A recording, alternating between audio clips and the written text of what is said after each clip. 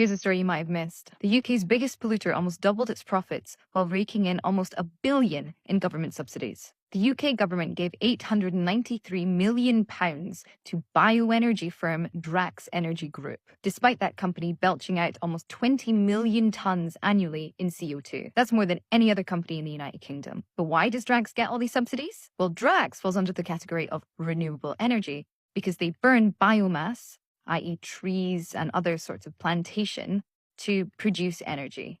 That's counted as renewable because we can replant trees. However, research shows that burning biomass in this way actually releases more CO2 than coal, a notoriously filthy fossil fuel. And it gets worse. The carbon that Drax emits isn't even counted into the government's overall carbon budget. That's because the government assumes that the trees which are being cut down on the biomass collected in other countries will be accounted in that country's carbon emissions. And so the UK government doesn't have to note that 20 million tonnes of CO2. So Drax is the biggest polluter in the UK. It's claiming almost £1 billion in government subsidies, and the government isn't counting the 20 million tonnes of CO2 that it produces every year. And to make this whole story even worse, in November 2022, Drax got in trouble for importing old forest from Canada. That means they were cutting down ancient trees, which are part of an incredibly important ecosystem, to ship them over to the UK to put them in their furnaces. It was journalists who exposed this, and it goes directly against Drax's public statement,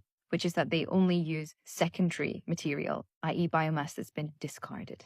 This is such a good example of how the UK government and many other governments around the world are using bullshit net zero accounting tricks to continue feeding the economy at the expense of the environment. But here's the thing. Physics doesn't fall for accounting tricks. And no matter how you want to balance the books, climate change is only going to keep getting worse if we prioritize profit over planet. Head to Byline Times to read my full story.